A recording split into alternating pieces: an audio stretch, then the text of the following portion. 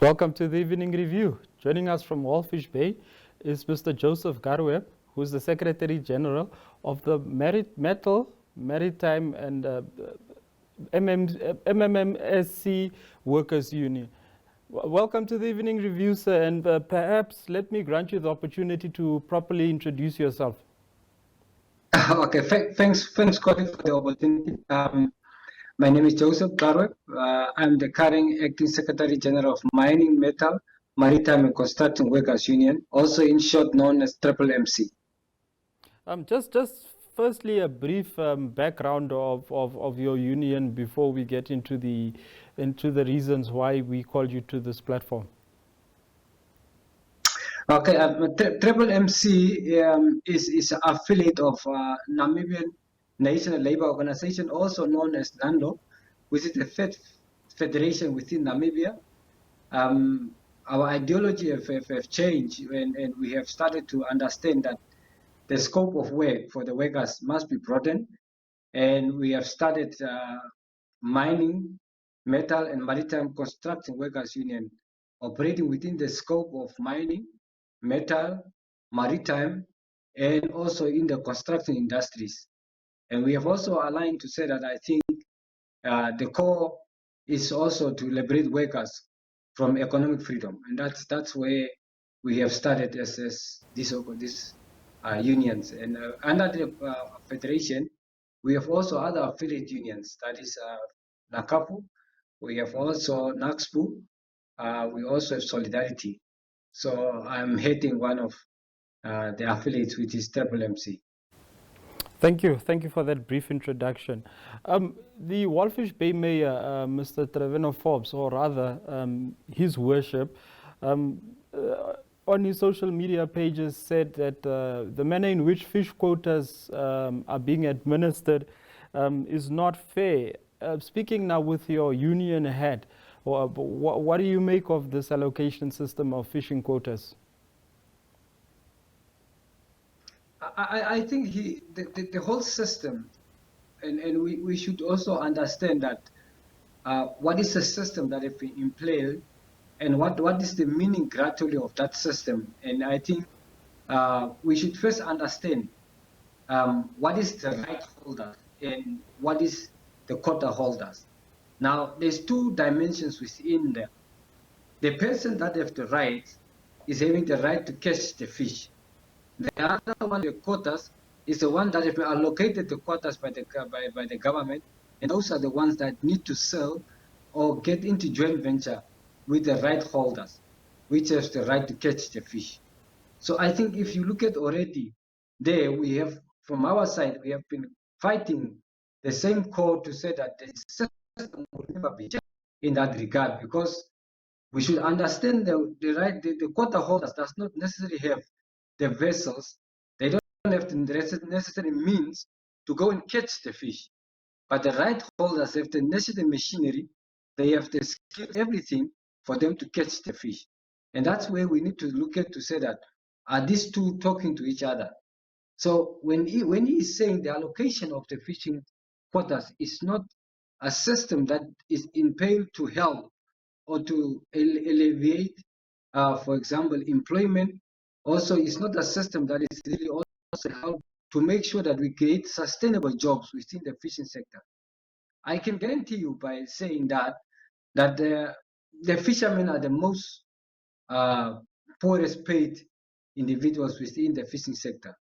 Some of their basic salary, it can go up to even 1,200, and then I think they have been complemented only by the commission, which is not a guarantee in that regard.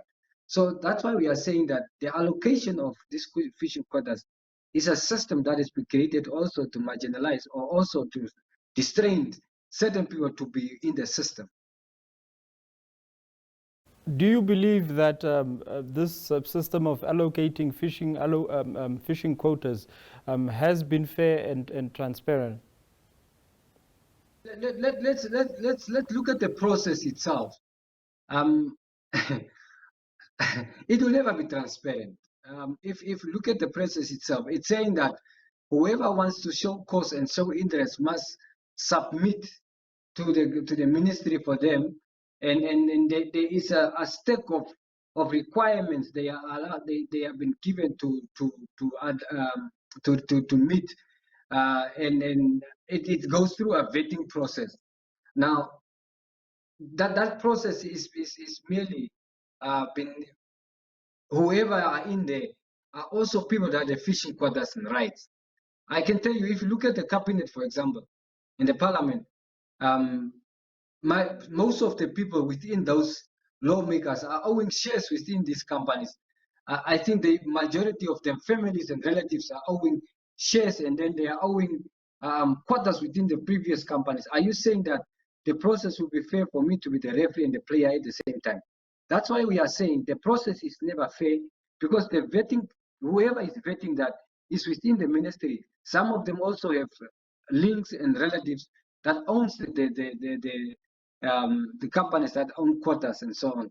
So honestly speaking, I fully agree to the concept that it is saying that the process is never fair, and it's also not a just process to impose that all Namibians should benefit from this type of arrangement. Mr. Garoeb, now I want to just sort of understand from your point as the union. This system is what it is now, is what we have. How do we? What can be done to sort of now meet the needs of the fishermen or the rights holders, and also quota holders, as sort of to just find common grounds while we look at trying to fix the system for the future? I think firstly, what will make the system to work is if we take out the third party. And what I mean with the third party is to take out the quota holders, because they don't create any jobs at all. It's only the right holders that are creating jobs, because they have vessels, they have factories, they have all the other necessaries to employ directly, direct employment from the market. But the quota holders are having the quotas. And it also distrained the right holders, because I for example, one company that was saying, but Comrade Garoeb, the problem we are having is that we want to create more jobs to Namibians. But the problem we are having is that I have to go and bring a vessel from Spain. It's not that I'm going in and buying a car. I need to give them a sustainable process to say that at least I must have quotas for over a period of 10 years or 7 years, so that at least I can go and give my financial providers to say that if I take the vessel, at least I have this period that I can pay off my vessel. But now you are at the mercy of the quota holders. And that's why we are saying that I think the middlemen, which is the quota holders, must come out of the process. If they want to partake in the process, they must also participate like the right holders. So the right holders must directly also get joint ventures with the quota holders, and they must apply to the government to say that we want to maintain, or we want to have this longevity in terms of these quotas. And they must also show that they have direct investment, direct creation of jobs, and also they must also show, course, that they have the what you say, the assets that are needed to make sure that Namibians are benefiting from tax relatives are deriving from buying of assets and all the other things. Because currently, as it stands, the quota holders or the right hold, and I want to see, we don't see a lot of Namibian companies that are generating up and that are coming up. And some of them that are Namibian companies are struggling because they don't have the quotas that for them to continue to also operate, because the quota holders are selling those quotas on an exorbitant price. For example, let's look at one fish, for example. A quota holder can sell that fish for $20, for example. And then the right holder have to buy it against that cost. Now, for this man, he have now to add his fuel, you have to add his labor, you have to add all these things. He will not be able to pay decent salaries to workers. That's why workers are not being paid decent salaries, and that's why we have this fight about workers saying that they don't have pension fund, they have no medical aid, they are on contracts and all those things. Because the right holders are saying that I only can put this on contract. I don't know if tomorrow I might not sit without my rights, without quotas. Now, what do I do? So a lot of companies are struggling because they are saying that, yes, we want to bring business to Namibia. Namibian companies also want to start up, but the problem they are having is the quotas. Uh, Given this example that you've listed, do you believe that, or this explanation that you've given rather, are rights holders, do you believe that they are capable enough, and even at that point, Namibian rights holders, to be able to see this entire process through?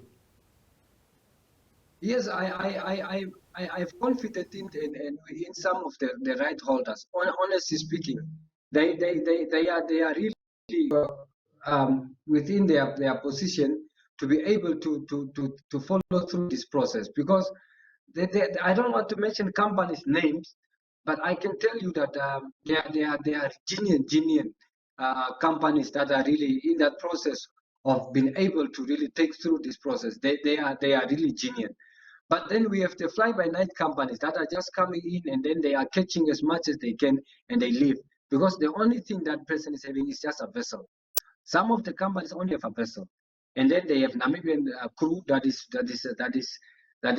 crewing on those vessels, or that are catching on those vessels, and then but it makes it as a meaningful space that the guys are saying that I want, if I want to invest tomorrow, I might not sit without quotas. And that is the biggest thing that we need to say, that I think they are genuine companies that can really do wonders, and that also are approaching us to say that, please, can we fight the fight with the government? That I think the government objective quotas also lets people also go in and showcase, and there's just like apply to see whether they met the requirements, and then they can be directly given those quotas to catch the fish. You see, there's too much outrage about an outcry about the fishermen that are on the Kapales and everywhere, and we don't find a longevity of kind of solution for this problem. The solution would lies, for example, those engagement between parties. If we can also be given the opportunity to say that, please, can the government be advised by us that are at the ground, at the shop floor level, and understand the system and help them to say that, but this might be the right way to go for us to be able to help these Namibians that are suffering. And the Namibians that are suffering is our own people. We must talk of the fish rod, for example. I think people have benefited individually out of a process, and in 2015, for example, fishermen were coming up and fighting to say that they want to be paid overtime. But because of the lawmakers that are majority owning shares within they call it the blue economy, for example, and that's how they call the fishing economy. They call it the blue economy. So I think that's where people are blue. When you see blue things, you see good things, and everybody just want to enrich them, but at the expenses of the workers. And we cannot allow it. Namibians these things. Somebody must come up and speak up these things and say it cannot continue as such. Therefore, we are asking people to come up and say that, let's take out the third party, let whoever have the machinery and the equipment and have the resources directly being given those quotas. Mr. Garoeb, I'm sorry for interrupting you. I'd like to carry on with more of the conversation, but I'd quickly like to go for a short commercial break.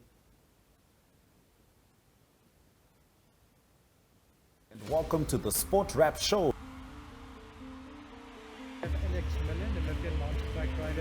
I'm in conversation with Harry Simon, who just won the fight against the guy from Malawi. How is En voor us Manchester United fans, a lot to be excited for. Met al zijn verdoelstoppen geslagen. Dus yeah. Okay. And are you happy about the overall success of the event? Our number one spot is... Asian boxer Lucas Ndafoluma is itching to fight again. it's the Winter Wrestling Club tournament today. It's the Open Championship and all these cool sports. So today we're not that much. Yeah, I think Atenebo has been on my radar for some time. Maxels.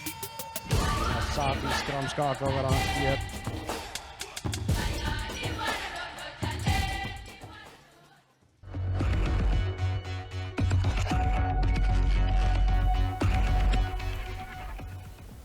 Welcome back to the Evening Review. Mr. Garoeb, you spoke of the fish rot scandal, although briefly. We know that after that scandal, there was much debate about it having to be changed. And then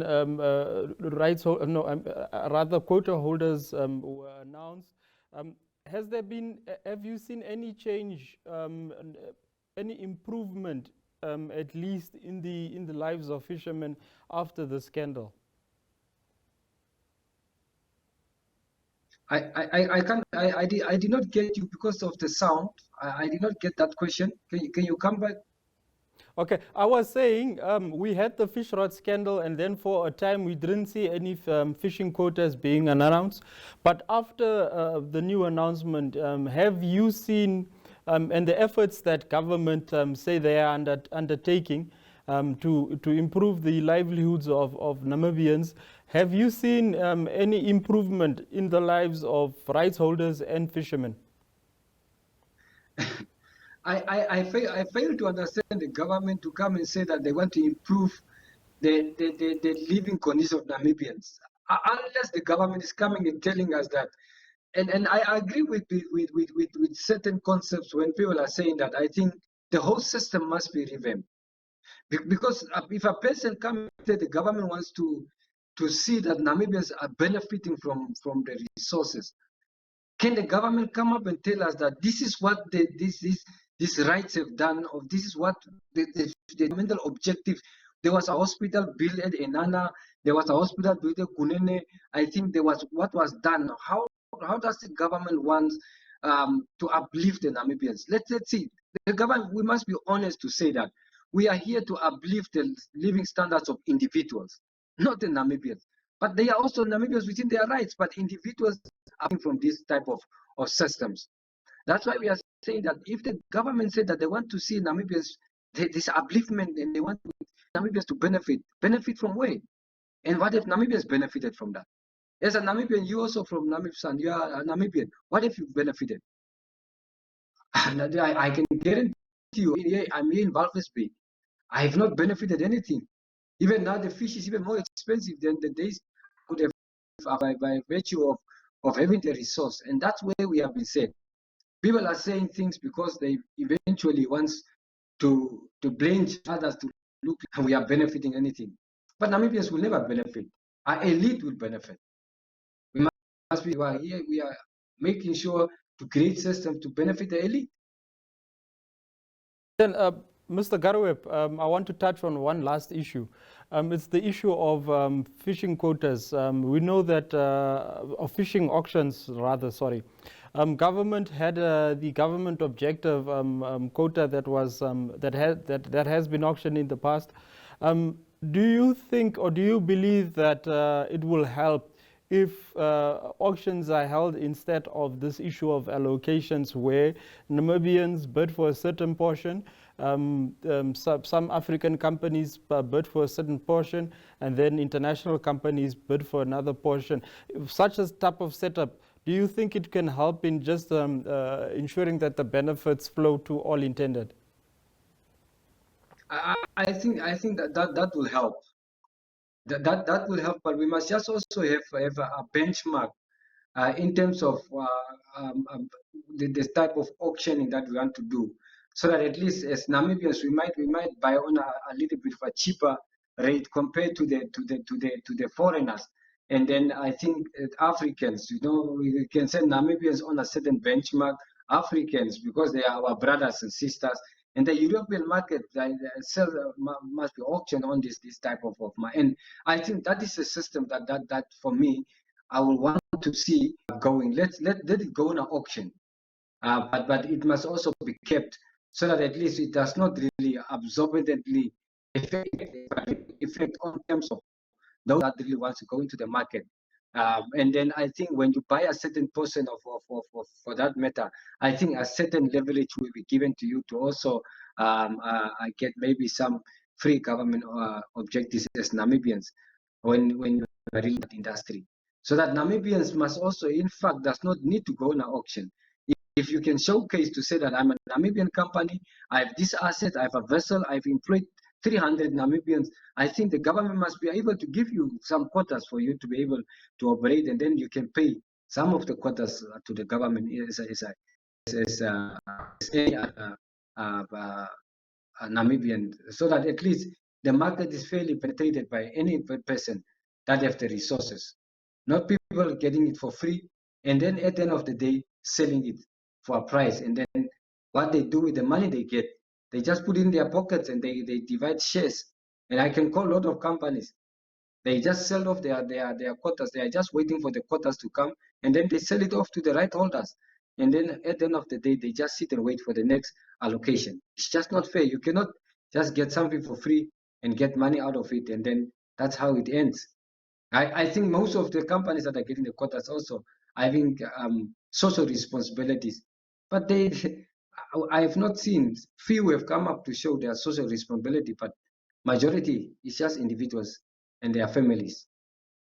I know I said I had a last question, but just one question in brief, just to close.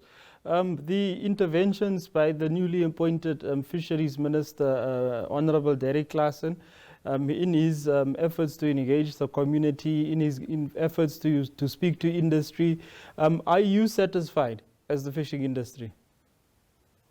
Personally, we have, and I think if you could have asked me that question, I could have just also showcased to you that he engaged who he wants to engage.